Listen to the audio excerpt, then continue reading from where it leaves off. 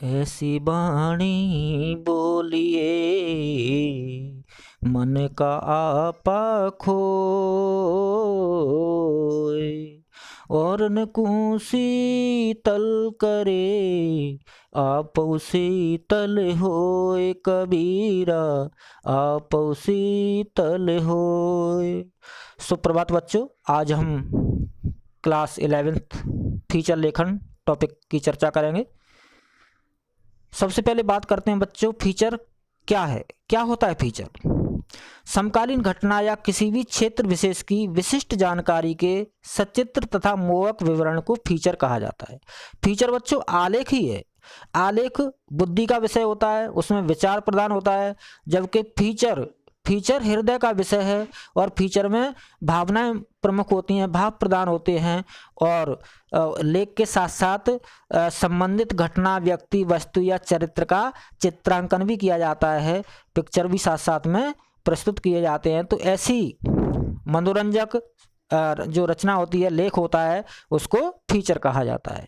समकालीन घटना या किसी भी क्षेत्र विशेष की विशिष्ट जानकारी के सचित्र यानी चित्र सहित मोहक विवरण को फीचर कहा जाता है। इसमें मनोरंजक ढंग से तथ्यों को प्रस्तुत किया जाता है, इसके संवादों में गहराई होती है। यह स्वव्यवस्थित, सृजनात्मक व आत्मनिष्ठ लेखन है, जिसका उद्देश्य पाठकों को सूचना देने, शिक्षित करने के साथ मुख्य रूप से उनका मनोरंजन करना होता है। इसमें भूत, वर्तमान तथा भविष्य का समावेश हो सकता है। इसमें तथ्य, कथन व कल्पना का उपयोग किया जा सकता है। फीचर में आंकड़े, फोटो, कार्टून, चार्ट, नक्शे आदि का उपयोग उसे रोचक बना देता है और सुंदर बना देता है, तो इनका हमें प्रयोग करना चाहिए। फीचर व समाचार में अंतर क्या है बच्चों, देखते हैं। फीचर में लेखक के पास अपनी राय या दृष्टिकोण और भावनाएं जाहिर करने का अवसर होता है, जबकि समाचार लेखन में वस्तुनिष्ठता और तथ्यों की शुद्धता पर जोर दिया जाता है। फीचर लेखन में उल्टा प्रमाण शैली का प्रयोग नहीं होता है, जबकि समाचार लेखन में उल्टा प्रमाण शैली का प्रयोग होता है। फीचर की जो शैली है वो कथात्मक होती है, कहानी की तरह होती है। फीचर लेखन की भाषा सरल, रूपात्मक व आकर्षक होती है, परंतु समाचार की भाषा में सपाट बयानी होती है। फीचर में शब्दों की अधिकतम सीमा नहीं होती, ये आमतौर पर 250 से 500 शब्दों तक के होते हैं, जबकि समाचारों पर शब्द सीमा लागू होती है। फीचर का विषय कुछ भी हो सकता है, लेकिन समाचार का नहीं। फीचर के प्रकार देखिए बच्चों, समाचार फीचर, घटनापरक फीचर, व्यक्तिपरक फीचर, लोकाभिरुचि फीचर, सांस्कृतिक फीचर, साहित्यिक फीचर, विश्लेषणपरक फीचर, विज्ञानपरक फीचर, ये फीचर के प्रकार हैं। किसी भी तरह का फीचर हो सकता है।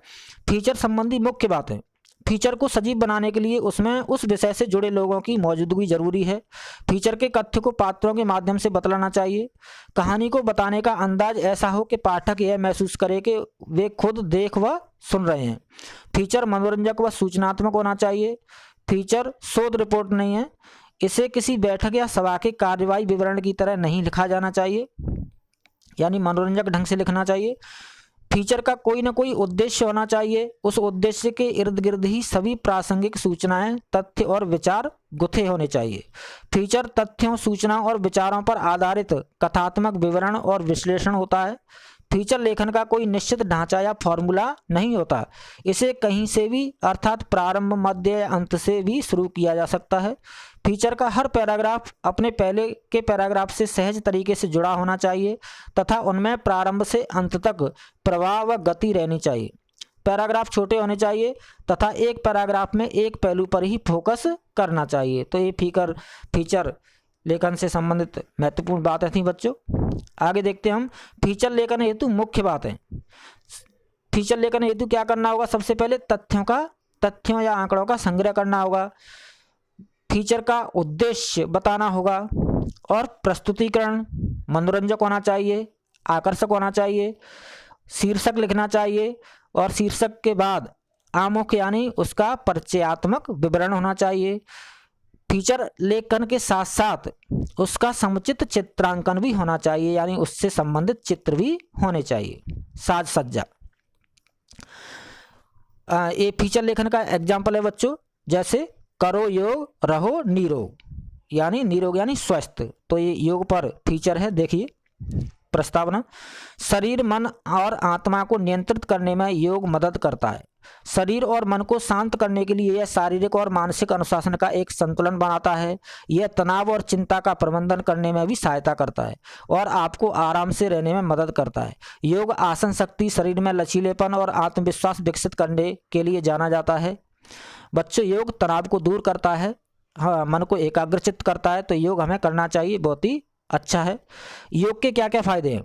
मांसपेशियों के लचीलेपन में सुधार होता है, बेहतर पाचन तंत्र प्रदान करता है, आंतरिक अंग मजबूत करता है, अस्थमा का इलाज करता है, मधुमेह का इलाज करता है, दिल संबंधी समस्याओं को सही करता है, त्वचा के चमकने में मदद करता है, यानी त्वचा को हमारी को आकर्षक बनाता है, शक्ति और सहन शक्ति को बढ़ावा देता है, एकाग्रता में सुधार होता है, मन और विचार नियंत्रण में मदद करता है, चिंता, तनाव और अवसाद, अवसाद मीन्स दुख पर काबू पाने के लिए मन शांत रखता है, तनाव कम करने में मदद करता है, रक्त परिसंचरण यानी ब्लड सर्कुलेशन और मांसपेशियों के विश्राम में मदद करता है, वजन घटाता है, योग करने से वजन घटता है, सबसे बड़ी बात, चोट से संरक्षण करता है।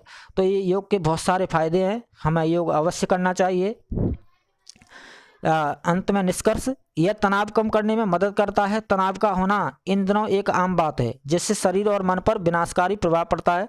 तनाव के कारण लोगों को सोते समय दर्द, गर्दन का दर्द, पीठ दर्द, सिर दर्द, तेजी से दिल का धड़कना, हथेलियों में पसीने आना, असंतोष, क्रोध, अनिद्रा और ध्यान केंद्रित करने में असमर्थता जैसी गंभीर समस्याएं पैदा होती हैं। समय गुजरने के साथ इन प्रकार की समस्याओं का इलाज करने में योग वास्तव में प्रभावी है।